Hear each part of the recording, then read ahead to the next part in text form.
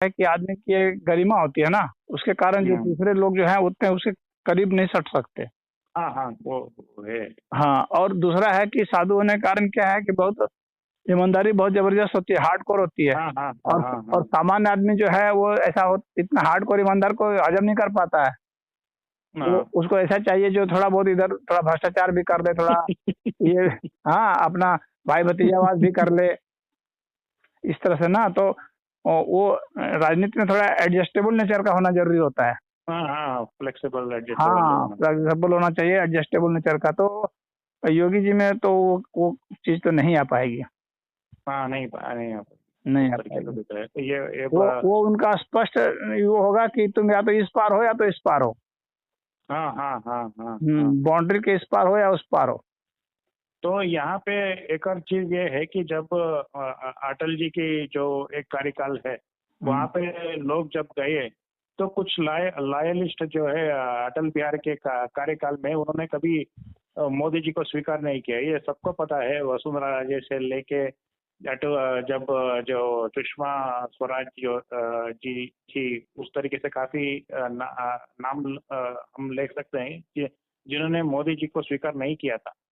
तो कहने का मतलब ये है कि मोदी जी जब से अपने सत्ता संभाले हैं उस तरीके से उन्होंने अपने लोगों को खेमे के लोगों को एडजस्ट कर चुके हैं। हाँ हाँ, और ये वो सेट कर दिया, हर जगह पे अपने आदमी सेट कर चुके हाँ, अब होता यह है कि जब उनके लॉयलिस्ट जो है दूसरे जब ट्रांजिशन होता है उनको जो है एडजस्ट कर पाना या उनके लिए उनके प्रति जो हाँ, लेकिन समर्पित योगी को उस तरह से सेट या वो जो है अनसेट नहीं कर सकते। हाँ ये अनसेट दोनों ही नहीं कर चीज है, सकते जान लेकिन लीजिए। एडजस्ट कर पाना मुश्किल है। वो उनके हाँ, लिए भी ये मुश्किल है। वो जो परिस्थिति और है वो और मुश्किल योगी हो को आप जाएगा। नजरअंदाज बिल्कुल नहीं कर सकते, क्योंकि वो जो है ना वो बहुत बड़े फाइटर हैं, वो हार नहीं हाँ मानने वो वाले है हैं। वो है। और वहाँ सीधा भाजपा में फाड़ हो सकता है, जान लीजिए, भाजपा की पार्टी टूट सकती है। ये सबसे बड़ी खतरा जरूर हाँ हाँ, है। अगर योगी को नजरअंदाज करने की कोशिश की गई या चैलेंज किया गया तो हम्म। बीजेपी टूटेगी, निश्चित जान लीजिए। हाँ ये बहुत बड़ी एक हाँ, है उस तरीके से देखा जाए बीजेपी को तो। टूटने से बचाना है तो एकमात्र उपाय है कि सिर्फ योगी को प्रमोट करना पड़ेगा। अन्यथा बीजेपी को और टूटने के लिए तैयार रहना पड़ेगा। और चौथी ये बात आप मान लीजिए सिर्फ योगी जी रेस में नहीं है। बाकी जो भी लोग हैं उस तरीके से रेस में हैं। जैसे कि जो है हेमंत बिस्व शर्मा हो या यहाँ पे फडणवीस हो। फडणवीस जी भी अभी मुख्यमंत्री बन गए फुल मेजोरिटी से। तो उनकी भी एक जो है महत्वाकांक्षा हमेशा रहेगी सेंटर के प्रति। तो महत्वाकांक्षा तो देखिए, सारे जो लोग हैं। एक साधारण सा विधायक होगा ना उसकी भी महत्वाकांक्षा होगी। बिल्कुल है। महत्वाकांक्षा की तो बात ही मत कीजिए। लेकिन हाँ देश की जनता किसको पसंद कर रही है, कौन दूसरे राज्य में जा करके जो है ना वो हवा हाँ बना दे रहा है, तो हम्म। वह महत्वपूर्ण है। तो उसमें ये सब कहीं नहीं ठहरते हैं, यहाँ इसमें तो सिर्फ योगी जी ही ठहरते हैं, बाकी किसी के बस का नहीं है बीजेपी में मेरा कहने का मतलब ये है कि कि किसी दूसरे ये राज्य में वो जलवा। हाँ, एक अमित शाह भी हैं, हाँ क्योंकि अमित शाह अमित जी शाह भी। जो है भाई गृह मंत्री हैं, तो वो भी किसी भी हाँ हर राज्य में उनकी सेटिंग है, हर जगह उनके आदमी हाँ हैं। अरे हाँ बिल्कुल तो है बिल्कुल है बिल्कुल है। तो वो अमित शाह एक हैं और एक योगी जी हैं। योगी जी जनता के बीच में है और अमित शाह जो है कार्यकर्ताओं के बीच में हो सकते हैं। सवाल ये है कि इन दोनों के बीच में कभी तालमेल होगा। ये सबसे बड़ी सवाल है क्योंकि दोनों की जो भूमिका है अलग अलग है। दोनों अलग तरीके से सोचते हैं। दोनों तालमेल की तो करना कनेक्शन। पड़ता है ना। हम्म। तालमेल कराने का जिम्मा जो है ना ये आरएसएस का है। और दूसरी इसमें यह है कि भाई इन लोगों की उम्र है अभी जो है काफी कम है। देवेंद्र फडणवीस से लेके हेमंत हाँ, बिस्वा देवेंद्र से लेके फडणवीस के चाहे हेमंत बहुत बिस्वा शर्मा बहुत की कम है उम्र अधिक कम है। उम्र। और योगी जी की भी उम्र मैं कम है। हाँ योगी योगी जी जी की की भी उम्र उम्र भी कम कम है। है। थोड़ा और ये होगा कि अमित भाई शाह ही थोड़ा सा ज्यादा बूढ़ा है इन लोगों में। हाँ बिल्कुल। यहाँ पे होगा ये कि किसी को भी डिस्टर्ब कर दिया जैसे कि सेंटर में लाके उनको जबरदस्ती बिठाने की कोशिश नहीं तो की ये हो तो सकता है ना कि उनके बीच में जो समझौता करा देंगे, एडजस्टमेंट करा देंगे कि भैया इस बार इनको नहीं नहीं 5 साल के लिए रहने दीजिए, इसके बाद ये भी विदा लेंगे, उसके बाद फिर आपका नंबर आ जाएगा। नहीं मैं ये कह रहा हूँ कि जब जो कोई भी तो एक कोई विरोध सेंटर नहीं में होगा। आएगा नहीं नहीं, मैं ये कह रहा हूँ कि पिछली बात जो मैंने कहा, जो एक बार प्रधानमंत्री बनता है जो स्टेट पॉलिटिक्स में नहीं आता, ये लागू हर नेता के होता है, जो हर नेता के ऊपर लागू होगा जो भी एक इस रेस में अपने आप को खड़ा करने की कोशिश कर रहा है। सबसे बड़ी एक वैक्यूम होती है वहाँ पे, जो है आसानी से जो है दूसरे पक्ष को लाभ मिल जाएगा, क्योंकि उनकी रिप्लेसमेंट जो है कोई भी नहीं है उस तरीके से देखा जाए तो। और देखिए मोदी जी की एडजस्टमेंट करने में और इस सब में तो मैं समझता हूँ जितना अभी जो नाम गिना है ना उसमें देवेंद्र फडणवीस ही तेज कर रहा है हाँ हाँ हाँ, एडजस्टमेंट करने में।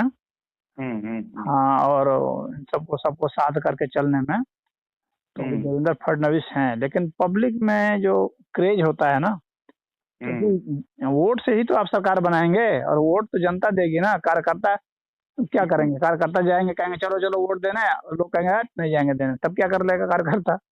नहीं देंगे तो तेरे को, कहने क्या का कर मतलब लेगा? ये है कि तो जनता भाजपा में के, पकड़ जो है सबसे ज्यादा जरूरी है, फिर हाँ उसके बाद बिल्कुल आप है। फिर आपका कार्यकर्ता भी जरूरी है। हम्म, हाँ, तो कार्यकर्ता में अमित शाह सबके ऊपर भारी है, इसमें हाँ कोई दो राय नहीं है। हाँ हाँ, कार्यकर्ता में अमित शाह के ही कार्यकर्ता हैं। हाँ, हम्म। लेकिन जनता में पकड़ जो है योगी की ही है। वो है। हाँ, तो मैं अब इन उसी कह रहा दोनों के हूँ, ये कॉम्बिनेशन संक्रमण से का ही बीजेपी जीत सकती है। बात यह है कि उनके जो जाने के बाद क्या कौन संभालेगा यूपी को, और जो भी एक वैक्यूम बनेगा वो जो है दूसरे पक्ष वो को तो ही लाभ समय के मिलेगा। गर्भ में है ना, अब वो तो समय के गर्भ में है, उस वक्त कौन नेता बन करके हम्म उभर के आएगा ये तो अभी कहना हम्म मुश्किल है। हाँ, लेकिन अभी इस तरह से देखा जाए तो सेकंड हम्म लाइन में तो कहीं कोई दिखता नहीं है ऐसा यूपी में तो। जो दूसरे नंबर के कोई भी जो कि बहुत नेता अच्छा मतलब भाजपा। योग्य हो, हम्म, वैसा कोई दिखता नहीं, बस सब साधारण हाँ हाँ साधारण टाइप के हैं। हाँ हाँ हाँ हाँ। तो हम्म। यही एक सबसे बड़ी कमी होगी आगे, हाँ, जो है राज्य के हो केंद्र के हो, ये मैं संक्रमण काल की बात कर रहा हूँ। अब और ये देखिए बिहार बैलेंस में ही देख लीजिए, बिहार में भाजपा का कोई भी नेता है? एक भी नेता नहीं कोई है। नहीं, इतना समय कोई तक नहीं। भाजपा ने आज तक एक भी नेता ही तैयार नहीं किया, कोई हो ही नहीं पाया उस योग्य। और जो हम दूसरी जो है आगे की बात करेंगे कि बैलेंस और काउंटर बैलेंस। बैलेंस और जो काउंटर बैलेंस की हम बात करें आज के संदर्भ में, एक तरीके से एक वाशिंगटन कंसेंसस करके एक टर्मिनोलॉजी है पॉलिटिक्स में। जैसे कि रिपब्लिकन पार्टी हमेशा राष्ट्रवाद और जो एक सांस्कृतिक राजनीति है वो करती है, और दूसरा डेमोक्रेटिक पार्टी है वो जो है अपने लेफ्ट विचारधारा हो या लोगों की जो एक्टिविस्ट उस तरीके से जो परेशानी होती है उसको वो करते हैं। हमारे यहाँ भी उस तरीके से देखा जाए तो एक नूरा कुश्ती हमेशा से ही रही है, उस तरीके से देखा जाए तो, कि भाई एक कंसेंसस होता था कि भाई भाजपा के लोग इसको देखेंगे कि राष्ट्रवाद को देखेंगे, और कांग्रेस के लोग इसको देखेंगे। मुझे लगता है ये बैलेंस और काउंटर बैलेंस अभी जो हो रहा है इसमें काफी सारे बदलाव हमें देखने को मिल रहा है। जैसे कि जब से मोदी जी एक तरफा जीतते चले जा रहे हैं, इसका खामियाजा ये है कि भाई उनको पहले जो है जब चुन के आए वो भ्रष्टाचार को मिटाने के लिए उन्होंने शुरू किया। बाद में उन्होंने विकास की राजनीति को अपने जो है एजेंडा में लाने की कोशिश की। अब जो गिरावट आ रही है इसमें उनको जबरदस्ती कास्ट सेंसस और जो भी रेवड़ी कल्चर है उनके ऊपर अब निर्भरता आ रही है। देखिए और अमेरिका कहने का का, जो मॉडल है ना, हम्म, अमेरिका का मॉडल भारत में नहीं चलेगा, क्योंकि अमेरिका भारत में में कास्ट के नाम पर कोई वोट नहीं है। अमेरिका में जो है रिलीजन के नाम पर भी वोट नहीं है। हम्म, और मैं तो मैं ये इसको जो है ना क्या, भारत में ये अलग कॉम्बिनेशन है। इसीलिए भारत में जो है वो जितने लेफ्टिस्ट माइंड वाले हैं ये सफल नहीं हो पाते हैं। भारत में मैं लेफ्टिस्ट माइंड इसको, वाले हर समय असफल होते हैं, क्योंकि यहाँ पर जो है कास्ट सिस्टम है और हम्म, रिलीजन रिलीजन की जो भावना है ये बहुत तगड़ी है। और इसके हम्म, साथ साथ जो है यहाँ पर भाषावाद भी है, क्षेत्रवाद भी है। तो यहाँ हाँ ये सब यहाँ है, यहाँ बहुत ज्यादा जटिलता है। फिर यहाँ पर वोट बिल्कुल। खरीदे जाते हैं, जो कि यूएसए में आपको नहीं मिलेगा उस तरह का। मैं इसको यहाँ पर तो वोट खरीदे जाते हैं, साड़ी पहुंचाई जाती है, शराब पहुंचाए जाते हैं, हाँ, गहने मैं तक जानता हूँ दिए जाते हैं। वो इस चीज को मैं जो भी कहने वाला हूँ उसको आगे मैं उस चीज को एग्जाम्पल के तौर पे आपको पेश करने की कोशिश करूंगा। ये आज के टाइम में मैं शायद कम समय है इसलिए मैं ज्यादा उसके टॉपिक में डीप घुसने की कोशिश नहीं करूंगा। किसी और दिन में हमारे जो एक मॉडल है वो भारत के अनुसार ही वो चल रहा है उस तरीके से देखा जाए तो। और इसके जो एक नाम है, जब मान्यवर कांशीराम जी ने ये कहा था कि भाई भाजपा और कांग्रेस जो है नागनाथ और सापनाथ है, इस तरीके से उन्होंने उसी जमाने में कह दिया था उस चीज को। मैं इसको आगे किसी समय में उसको एक्सप्लेन करने की कोशिश करूंगा। अच्छा, इसमें आप कास्ट भी देखेंगे तो भारत में कास्ट का भी फिक्स नहीं है। कास्ट भी, एक कास्ट कभी किसी दूसरे कास्ट के साथ अलाइन कर जाता है और कभी दूसरे के साथ तीसरे के साथ। ये बिल्कुल शतरंज के खेल जैसा है। यहाँ पर जो है ना बहुत ही कठिन है। ऐसा नहीं है कि एक फिक्स है कि ये कास्ट जो है इसी को ही वोट देगा। वो कभी इसमें चला जाएगा, कभी उसमें सट जाएगा। अलग कॉम्बिनेशन, जिसको सोशल ये लोग केमिस्ट्री बतलाते हैं, सोशल इंजीनियरिंग बताते हैं, तो ये सब ये करते रहते हैं यहाँ। तो इसलिए यहाँ पर बहुत ही ज्यादा डिफिकल्ट है प्रेडिक्ट करना कि इस बार किस कास्ट का किसके साथ कॉम्बिनेशन बैठेगा, कौन कास्ट नाराज हो जाएगा किस बात को लेकर के, कौन खुश हो जाएगा। आप एग्जाम्पल के तौर में एक दीजिए, आपके लोकल जो भी एक एमएलए है उसकी नाम कितने को पता है? और जो भी जो लोकल एमएलए है जब इलेक्शन आती है तो एक तरीके से मोदी जी की एक फोटो लगा के वो वोट मांगते हैं। इसका मतलब ये है कि एक प्रेसिडेंशियल सिस्टम है। अगर राहुल गांधी की भी कांग्रेस की बात करें तो कांग्रेस की जो भी एक लोकल कॉर्पोरेटर है उनके नाम किसी को भी नहीं पता। सिर्फ राहुल गांधी के जो भी एक राहुल गांधी को नहीं उस तरीके से कहते हैं, लोकल जो भी लीडर है वहाँ के, जो अगर मान लीजिए यहाँ पे रेवंत रेड्डी है, उनके नाम से उनको वोट मिलता है, राहुल गांधी के नाम से वोट मिलता है। तो एक प्रेसिडेंशियल सिस्टम बन चुका है उस तरीके से देखा जाए तो। मैं उस तरीके से कह रहा हूँ। नहीं, वैसा भी नहीं है, उतना है कुछ, लेकिन 100% वैसा नहीं है। इसीलिए मैं आपको इधर बगल में ही बताता हूँ। हमारे इधर में चुनाव हुआ था। सवर्ण जो है वो भाजपा को वोट देते हैं, लेकिन सवर्ण को टिकट दे दिया सपा ने। और जो है सवर्ण जो है, जो राजपूत बिरादरी के लोग थे वो उस पर चढ़ गए और मोदी को छोड़ दिया, तो वो सपा जीत गई। तो यहाँ पर जो है ना वो हार्ड एंड फास्ट रूल नहीं है कि भाई आप मोदी का चेहरा दिखा देख कर लोग वोट देंगे, ऐसा कुछ नहीं है। अपना लोकल कॉम्बिनेशन भी देखते हैं। हाँ, वो है, वो हो सकता है, कभी कभार हो सकता है। और ये बात यह है कि भाई नेशनल इलेक्शन आता है, लोग अलग तरीके से वोट देते हैं, लोकल इलेक्शन में अलग तरीके से वोट देते हैं। मैं उस चीज को भी जोड़कर कहने की कोशिश कर रहा था। कहने का मतलब ये है कि भाई आज की जब रेवड़ी की बात मैंने कहने की कोशिश की, अब कास्ट सेंसस की बात शुरू हुई। अब जब कास्ट सेंसस वगैरह जब हम बात करने की कोशिश करते हैं, आप पिछले जब मैंने इसको कहने की कोशिश की, जो भी एक सवर्ण है उस जमाने में जो मंडल राजनीति के हताशा में जो इनके भाजपा के समर्थक आए थे, अब होगा ये कि भाई अब फिर से कास्ट सेंसस होगा। कास्ट सेंसस से जो भी एक डोमिनेंट जो कास्ट होगी उनको पीछे छोड़ दिया जाएगा। और इस बार होगा ये कि भाई आरक्षण की सीमा 100% तक बढ़ाने की कोशिश होगी फिर से। तो इसमें लाभार्थी जो भी होंगे, कैसे 100% कैसे बढ़ा देंगे? 50% ही है, जबरदस्ती थोड़ी बढ़ा सकते हैं। हाँ है, लेकिन आप तमिलनाडु में देखने की कोशिश कीजिए। तमिलनाडु में हो चुका है ये। मैं नहीं उस तरह तो कर देते हैं, लेकिन वो अंत में वो क्वेस्ट हो जाता है ना, उसका कोई वैल्यू नहीं होता है। करने का 100% कर दीजिए, उससे क्या फर्क पड़ता है। अंत में ममता बनर्जी जी की थी, वो क्वेश हो गया। तो उस तरह से क्वेश होता रहेगा ना। जब कोर्ट ने, सुप्रीम कोर्ट के ऑर्डर से बढ़ करके, और ये नहीं है तमिलनाडु के चीफ मिनिस्टर, सुप्रीम कोर्ट का ऑर्डर सबके लिए मान्य है, चाहे केंद्र सरकार हो चाहे राज्य सरकार हो। हाँ, और कोई भी ऐसा नहीं कि 100% दे जाएगा।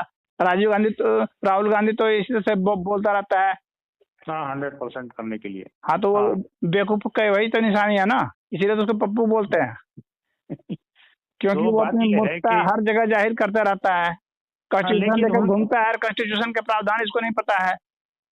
मैं वही कह रहा हूँ कि वो पप्पू हो सकता है, लेकिन उनकी जो एजेंडा है भाजपा की वो अब आगे बढ़ा रही है, ये सवाल है। भाजपा सबसे कुछ पहले एजेंडा नहीं बढ़ा रही है, भाजपा उसके एजेंडे को खत्म कर दी। एजेंडा वो लेकर के वो आया था राहुल गांधी, हम्म, कि यहाँ पर कास्ट कास्ट करके जो है पूरे देश में जो है जनगणना करके भाजपा को पीछे कर देंगे और यहाँ पर जो है दंगा नहीं फसाद ठीक करा है। देंगे। अब ये पता, लेकिन वो भाजपा ने बिल्कुल खत्म कर दिया उसका एजेंडा। अब राहुल नहीं गांधी बात बेरोजगार हो गया, अब उसके पास कोई मुद्दा नहीं है, इधर उधर घूम रहा है। नहीं, बिल्कुल ये होगा कि भाई कास्ट सेंसस भाजपा कराएगी, लेकिन हम्म। उसमें फिर से आंकड़ों आंकड़ों में राजनीति होगा, फिर से कोर्ट में चला जाएगा, हाँ तो उस कोर्ट तरीके में से चला होगा। जाएगा, उससे क्या, कोर्ट फैसला करेगी और कोर्ट का फैसला है ही है। कोर्ट ने कहा ही है 50%, तो इसका मतलब कुछ भी नहीं होने वाला है। रिजर्वेशन सबको मिला ही मिला है, नहीं यहाँ पे ये ऐसा मैं तो है बात नहीं। यह हाँ बस आप यही कर सकते हैं कि उसमें से किसी जाति को और उसमें इंक्लूड कर सकते हैं, किसी को नहीं नहीं ओबीसी कैटेगरी से निकाल के शेड्यूल कास्ट में डाल देंगे, किसी को और उसे इधर से उधर से निकाल करके ओबीसी का जो है उसी में ग्रेड बना देंगे, 4-5 ग्रेड, उसी में किसी में से किसी को घुसाते रहेंगे। ये ये तो सब जगलरी करने ये से कुछ नहीं तो होने वाला। ये बात तो अलग है, मैं इसको आगे देखने की कोशिश कर रहा हूँ, ये बात यहीं तक रुकने वाली नहीं है, तो ये बात आगे इस हाँ कदर जाएगी कि भाई ये कर सकते हैं, एक चीज कर सकते हैं जो मैं कहना चाहता हूँ। हाँ, जो रामविलास पासवान ने भी करने की कोशिश की थी, उस हम्म चीज को राहुल गांधी लेगा। हम्म हाँ वो ये कहेगा कहेगा कि हमको जो है प्राइवेट सेक्टर में भी रिजर्वेशन हाँ चाहिए। हाँ हाँ, मैं वही कहा, आपने हाँ, वही बात कह ये दी, रामविलास मैं वही कह रहा पासवान हूँ। ने कहने की कोशिश की थी एक बार, हम्म। आपको याद हो तो। अब मैं उसी बात को ही कहने वाला था, आपने उसी बात को कह दिया। लेकिन अब उसके रिएक्शन में पब्लिक सेक्टर और प्राइवेट सेक्टर वालों ने क्या कहा था वो जानते हैं कि नहीं? उन्होंने मुझे कहा नहीं था पता। कि रिजर्वेशन तो आप लोग दे देंगे, दे दीजिए रिजर्वेशन, लेकिन जो योग्य नहीं है और उनको जबरदस्ती हमको रखना पड़ेगा, तो उसके कारण जो भी हम लोग को लॉस होगा वो हम लोग केंद्र सरकार हाँ से, हाँ राज्य सरकार से लेंगे। हाँ, वो सारी भरपाई हम लोग उनसे करेंगे, आप लोग से करेंगे। लेकिन अब और अगर आप लोग जनता नहीं देंगे, अगर भरपाई नहीं करेंगे, कहेंगे कि नहीं हम भरपाई नहीं करेंगे, तो हम लोग यहाँ से अपना बोरिया बिस्तर बांधेंगे, अपना पैसा लेकर के विदेश में बहुत सारे देश है दुनिया में जहाँ पर फैक्ट्री हम लोग लगा सकते हैं, तो वे वहाँ चले जाएंगे। तो आपके यहाँ से कैपिटल का फ्लाइट हो जाएगा, अर्थव्यवस्था हाँ पूरी बिल्कुल बैठ होगा। जाएगी। ये आप जो भी कह रहे हैं मैं खुद ही कहने वाला था, लेकिन मैं इसको इस तरीके से कह रहा हूँ, भाजपा के ऊपर दबाव बढ़ेगा और भाजपा खुद ही एक काम करेगा, ये मैं ये कह रहा हूँ। इसके भाजपा के ऊपर दबाव आप नहीं बनेगा, भाजपा जानते हैं पहले तो, अभी ये तो 27 से जो है ये शुरू होगा और ये जनगणना का काम 2-3 वर्ष में पूरा होगा, ये तो 29 का जो इलेक्शन है उसके बाद ही पार हो जाएगा। तो पहले तो ये 29 वाला इलेक्शन तो ऐसे ही पार हो जाएगा, तब तक जनगणना भी नहीं हो पाएगी पूरी। उसके बाद उसका रिपोर्ट आएगा उस इलेक्शन के बाद। अब उसमें फिर जो है वो होगा, चर्चा होगी कौन सही हुआ क्या नहीं। उसके हाँ बाद वो फिर चर्चा अगर होगा। देने होने की बात आएगी तो फिर जो है फिर इसी पर जो है विमर्श शुरू हो जाएगा, हाँ शुरू हो नैरेटिव बनना जाएगा। शुरू हो जाएगा कि क्या होगा। प्राइवेट वो सेक्टर है वाले अपना हल्ला वो गुल्ला मचाने लगेंगे हाँ कि हाँ अगर ऐसा हाँ कोशिश किया तो हम लोग सब छोड़ कर चले जाएंगे, अपना देश हाँ संभालो। हाँ, और इतनी बेरोजगारी हो जाएगी कि सब भूखे मरेंगे, पाकिस्तान वाला हाल हो जाएगा। हाँ बिल्कुल। तो भाजपा को अभी ये जो चीज है आगे आने वाले समय में इसको देखना पड़ेगा कि किस तरीके से वो हैंडल करेंगे। और भाजपा की अभी जो है मैं भाजपा को छोड़ देता हूँ यहाँ पे 100% मैंने देखिए, आरक्षण ये की बात जितने की। मैं इतना जानता हूँ, ये जितने भी नेता है ना, ये बकवास तो कर सकते हैं जनता के बीच में, लेकिन इनकी औकात नहीं है कि कभी उद्योगपतियों से उलझ जाए। हाँ, ये बात है। उद्योगपतियों के पूरे ग्रुप से उलझ जाए, इनकी हैसियत नहीं है। हम्म। हाँ, जिस दिन हारेंगे ना उस दिन इनको चंदा देना बंद कर देंगे ना, खत्म हो जाएंगे, चुनाव भी नहीं लड़ पाएंगे। इनकी औकात तो हम्म इतनी है। हम्म। सारे मिल तो करके कर लेंगे कि जो इस मुद्दे को आगे बढ़ाने की कोशिश करेगा उसको चंदा एकदम जीरो कर दो। बिजनेसमैन का बहुत बड़ा एसोसिएशन है ना। लेकिन ये जो अम्बेडकरवादी एक्टिविस्ट है वो जो है आगे बढ़ाने की कोशिश करेंगे। कोई एक्टिविस्ट कुछ नहीं कर पाएगा, शायद जितने एक्टिविस्ट है ना, सब एक्टिविस्ट इन्हीं के पैसे से चलते हैं। हाँ ये बात पार्टी सही है। ऐसे ही नहीं पार्टी चलती है, जो एक्टिविस्ट है ना, तो उनके पास पैसा कहाँ है, देखिए ये सब बात वो आपने वो जो वो भी कहा पैसा वो जो है, सब सही है। मैं तो जानता हूँ ना पार्टी का एक एक बारीक से बारीक हाल। नहीं, ये बात आपकी बात सही है, गाड़ी तो से जो भी चलना है तो दवा। गाड़ी का पैसा कौन देगा? नहीं, शराब पिलाना है, बेदर बनाना है, फ्लैक्स हम्म, छापना है, पैसा कौन देगा? नहीं, ये आपकी बात सही है। मैं ये कह रहा हूँ कि 2014 2024 की चुनाव है, जब जो संविधान के जो है उसके मुद्दे पर हुआ, मुझे लगता है कुछ हद तक वो डर रहेगा भाजपा के अंदर कि भाई दलित वोट जो है शिफ्ट ना हो जाए। तो क्यों? ये भाजपा को इसलिए क्यों डर रहेगा? बिल्कुल क्योंकि भाई ये जो नैरेटिव है इतने आसानी से कैसे बढ़ा। सवाल ये है कि भाई कोई भी हो, कौन सी भाजपा नैरेटिव? कुछ भी कहे कि भाई जो झूठ बोलाया गया उसको भरमाया गया, जो भी बात कहे, लेकिन इस तरीके से शिफ्ट कैसे हो गया अचानक जो है। जो 400 पार कह रहे थे, अचानक जो है इतनी ढलान कैसे आ गया नीचे। देखिए, ढलान तो इसमें कई कारण से है ना, कोई एक कारण से नहीं है। इसके ऊपर तो हम लोग डिस्कशन कई बार कर चुके हैं। हाँ, कर चुके भाजपा हैं ने सबसे लेकिन। पहली बात है कि राहुल गांधी को बहुत हल्के में लिया था, हम्म। काउंटर नहीं किया उसका। हाँ। हम्म। और यहाँ पर यहाँ योगी को हटाने का गेम खेलने लगे, नहीं तो योगी यहाँ पर इतना सपा को सीट थोड़ी लाने दिए होते। नहीं, ये बात सही है। और भाजपा ये सब। की सरकार अपने आप ही बहुमत से बन गई होती। तो योगी को हटाने की स्कीम में ये सब लग गए, उसने अपना सर्वनाश कर दिया सब। ये तो सोचे कि मोदी का चेहरा दिखा देना ही काफी है, लेकिन इनको समझ में आ गया कि काफी नहीं है। अपने लेकिन ये लोकल बात सही वैल्यूज भी है। होते हैं। ये बात उत्तर प्रदेश तक सही है, महाराष्ट्र में काफी सारे सीट हार गए, वहां पर भी नुकसान हो गया। जब रिजल्ट आया, खुद जो है फडणवीस जी जो है अपने इस्तीफा देने की घोषणा कर दिए हाँ, थे उस लेकिन फिर समय। देखिए तो थोड़े ही उसके बाद इन लोगों ने आरएसएस को भी नजरअंदाज कर दिया था ना। उसके बाद फिर देखिए हाँ, महाराष्ट्र में कितने बहुमत से जीते ये लोग, सरकार बनाए फिर। हाँ, हाँ, हाँ। तो तो ये वो आरएसएस बात से की भी बात पंगा है। ले लिए थे, कह रहे थे हम लोग को आरएसएस की अब जरूरत नहीं है। ये बात की बात है, लेकिन नैरेटिव जो बना उस तरीके का कॉन्स्टिट्यूशन की जो बातें हैं अरे वो सब वो। बेकार नैरेटिव है ना, फेक नैरेटिव। देखिए, एक होता है कि रियल मुद्दा होना चाहिए, एक होता है देखिए, फेक मुद्दा। मैं ये कह रहा हूँ फेक कि मुद्दा कोई भी से जो है ना, नैरेटिव हो। थोड़ा बहुत आप भरमा सकते हैं, लेकिन जैसे एक बार भेड़िया या भेड़िया कहेंगे, बार बार भेड़िया देखिए, आएगा, नहीं चलेगा फार्मूला। मैं ये बात की बात क्या, आपकी बात सहमत हूँ, लेकिन बात यह है कि जो है हाँ, लोग राहुल गांधी का मैं ये जान रहा हूँ, आपका वो कहना सही है कि वो मुद्दा वो उठाएगा, वो पक्का उठाएगा। हम्म। हाँ, क्योंकि उसको हम्म। उपद्रव करना, उसको मालूम है कि मैं जीतूंगा नहीं। हाँ। हाँ, हाँ, ये लेकिन बात कह रहा था। उसको ये कहना है कि भाई जो है मैं उपद्रव कराऊंगा। हाँ। हम्म। क्योंकि वो उसका गेम दूसरा भी तो है कि भाई पैसे तो हम्म। कमाऊंगा। तो उसको हम्म। चाइना से ले लेगा, अमेरिका से ले लेगा पैसा। तो यहाँ ले हम्म। करके यहाँ उपद्रव कराने के लिए कहेगा कि भाई हमको रिजर्वेशन चाहिए प्राइवेट कंपनी में भी।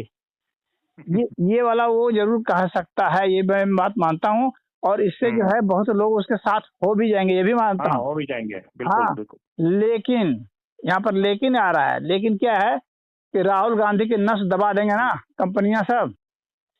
और और और कंपनी भी नैरेटिव चलाने लगेगी कि भाई ये हो नहीं सकता कई कारणों से।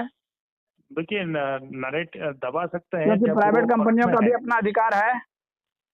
प्राइवेट तो वो प्राइवेट प्रॉपर्टी आप कहेंगे कि हाँ, घर में जो है नौकर जो है जबरदस्ती आपको रखनी पड़ेगी। हाँ, कि भाई आपको जबरदस्ती तनख्वाह देना पड़ेगा, नौकर रखना पड़ेगा। तो प्राइवेट ये तो कंपनी हो को रहा है भी ना। फंडामेंटल राइट मिला हुआ है कि नहीं मिला हुआ है? ये तो बंगाल में हो रहा है, केरल में हो ही रहा है। ये तो कल्पना नहीं है, ये कोई। हाँ, हम जो है हवाई बात नहीं कर रहे, ये तो हो ही रहा है उस तरीके से देखा जाए तो, हाँ, ऐसी तो बात बंगाल नहीं वाला हाल हो जाएगा ना पूरे देश में। सब भूखमरी की ऐसा कगार ही है। पर आ जाएंगे। तो वो आप हाल नहीं होने दिया जाएगा ना, इतनी तो समझदारी सब में हो जाएगी।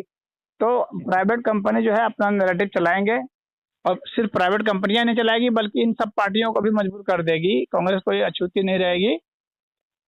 कांग्रेस को भी लेकिन कह देंगे सवाल कि ये है ठंडा कि ठंडा कर दिया जाएगा, तुमको 1 रुपया नहीं दिया जाएगा ना, इलेक्शन हम्म, कैंपेन करने के लायक नहीं रहोगे। और इतनी ये जांच बात बिठा दी जाएगी ना कि कहाँ से पैसा आ रहा है तुम्हारा, चीन से आ रहा है, अमेरिका से आ रहा है, एनजीओ के माध्यम से, और कहाँ कहाँ से, वो सब पकड़ लिया जाएगा। ये बात सही है, ये शायद हो सकता है, लेकिन इन लोगों के पास मुद्दा बचा ही नहीं है। अगर देखा जाए तो क्या वो हाँ, करेंगे, क्या लेकिन यह करेंगे। जरूर है कि वो राहुल गांधी मानेगा नहीं। क्योंकि हम्म। क्योंकि जिसके दिमाग में पागलपन सवार हो जाता है ना, जो हम्म। हम्म। इंसेन हो जाता है हम्म। किसी के हेट्रेड में या किसी की चाहत में, हाँ, हाँ, या पद की चाहत में, तो फिर वो सोचता है कि मैं तो ऐसे ही हारा हुआ हूँ, क्या होगा, और हार ही जाऊंगा। तो ऐसा नहीं हो कि कहीं कांग्रेसी सभी ना राहुल गांधी को किक आउट कर दें कि तेरे कारण सब लोग का नाश हो रहा है, चल भाग तू। ये भी हो सकता है क्या जो हाँ, राहुल गांधी कोई स्प्लिट हो जाएगी। राहुल गांधी का कोई परमानेंट को पोस्ट थोड़ी ना है। हम्म। हाँ, उसको कांग्रेसी इसको किक आउट कर देंगे, कांग्रेस पार्टी में विभाजन हो जाएगा। अरे तो उद्योगपतियों के पास इतना पावर है ना कि कांग्रेस पार्टी को ही तोड़ देंगे कई भाग में। ये भी हो सकता है। हम्म। अब तो हमें आगे की राजनीति हाँ, के बारे परंतु में यह जरूर है, चाहे कुछ भी हो जाए, राहुल गांधी ये मुद्दा जरूर उठाएगा, ये मैं जान रहा हूँ, मेरा दिल कह रहा है। हाँ, ये बात उनके पास कोई मुद्दा बचा ही नहीं है, क्योंकि भाई मैं वही कह रहा था बैलेंस और काउंटर बैलेंस के बारे में। हाँ, कि भाई अभी जो भी मुद्दा है उनको विपक्ष के पास जो भी होता था उस सारे चीज को मोदी ने हर लिया, उस सब तरीके हार से देखा दिया। जाए तो। इनका हर चीज हार लेगा क्योंकि इससे बुद्धि ज्यादा है। तो ये कोई भी मुद्दा लाएंगे ना, उस मुद्दे का वो जो है पहले से काट खोज के रखा हुआ, अभी से ही वो एक्सपर्ट बैठा चुका होगा कि राहुल गांधी जब पहली बार ही स्टेटमेंट दिया था ना अमेरिका में, हाँ हाँ हाँ, उस समय से ही जो है बीजेपी में एक्सपर्ट सब बैठ गए होंगे इसका तोड़ निकालने के लिए। तो जान लीजिए। हाँ, आज से 10 बरस बाद जो राहुल गांधी पंगा करेगा उसकी तोड़ आज से ही निकलनी शुरू हो गई होगी। हाँ, हो गई होगी। हाँ, और राहुल गांधी की दुर्गति अपने जो आपने ये कहा कि वही अंदर खाने ही इतने संघर्ष है, और खुद ही राहुल गांधी इस चीज को बयान दे चुके हैं भाई, अपने पार्टी में लंगड़ा घोड़ा है, हाँ, भारत के घोड़ा है, रेत के राहुल घोड़ा है। गांधी जब हारेगा, चुनाव हारेगा तो कांग्रेसी सब इसको खुद भगा देंगे, कहेंगे वो है कि ये तो पनौती है, ये तो जहाँ रहेगा खाली हारेगा, हारने का रिकॉर्ड बना रहा है, भगा इसको। मैं ये कह रहा हूँ कि उनके पार्टी के अंदर ही उन्होंने ये सब कह दिया कि लंगड़ा घोड़ा है, रेस के घोड़ा है, तो हमने जो है भारत के घोड़े को इलेक्शन में लड़ा जाए, उन्होंने इस बात के कही, क्योंकि भाई जो भी बुजुर्ग नेता है वो जो है राहुल गांधी की बात नहीं मान रहे हैं। और राहुल गांधी की जो भी एक पार्टी के अंदर जो पावर हो सकती है, जैसे कि मोदी जी की जो बात सुनी जाती है उस तरीके से नहीं सुनी जाती। और थोड़ा बहुत राहुल गांधी संभाल रहा है सोनिया गांधी के कारण। सोनिया गांधी बुद्धि हो गई है, मर जाएगी ना, उसके बाद राहुल गांधी को कोई बैकअप करने वाला भी नहीं रह जाएगा, बता देता हूँ आपको। हमने ये कहा एक और मुद्दा, और कौन उसके साथ बुद्धिमान रह गया? सोनिया गांधी छोड़ दिया जाए तो उसके साथ कौन रह गया? वो प्रियंका गांधी तो उससे भी गई गुजरी है, और वो जो है वाड्रा है उससे भी गया गुजरा है। तो ये सब राहुल गांधी को उठा नहीं पाएंगे। हाँ, उठा नहीं पाएंगे। नहीं, आज मैं ये इस मुद्दे को कह रहा हूँ। पिछली बात हमने ये कहा कि भाई अडानी के मामला नहीं है, चुनावी मामला जो एक नहीं हो सकता उस तरीके से। मैं अडानी के समर्थन में ये बात नहीं कह रहा हूँ, मैं ओवरऑल इस तरीके से कह रहा हूँ कि भाई जब राहुल गांधी इसी मुद्दे को केंद्रित करके जो पार्लियामेंट के टाइम को वेस्ट करते हैं, जो भी एक डिस्कशन होना चाहिए वो सब जो है टाइम वेस्ट हो जाता है, और बाकी जो इंडिया अलायंस के जो भी लोग हैं उनको बोलने के लिए मौका ही नहीं मिलता। तो अब आप देखते हैं कि ममता बनर्जी भी कभी अडानी की मुद्दा जो है उछालने की कोशिश नहीं करती, और जो भी अन्य लोग हैं तो वो उनको भी ये लोग कांग्रेसी लोग घेरने की कोशिश करते हैं कि भाई ये भी अडानी के पेरोल में शामिल है, ये भी जो है भाजपा के बीच है। अडानी देश का बड़ा उद्योगपति है, उससे पंगा लेने से क्या मतलब है तुम्हारा? तुम तो अपना जो जन मुद्दे हैं उसको उठाओ। उसको तो अडानी को गिराने के लिए उसको जो है वो तो सुपारी मिली हुई है राहुल गांधी को, देश की अर्थव्यवस्था को चौपट करने के लिए मिली हुई है दूसरे से पैसा। हाँ, तो उसलिए वो उसके खिलाफ बोल रहा है जी। लेकिन अब धीरे धीरे उसको समझ में आ गया कि दुनिया के सारे बड़े बड़े जो है ना दलाल सब लग गए, और डीप स्टेट लग गया, अमेरिका लग गया, लेकिन अडानी का कुछ नहीं बिगाड़ पाया।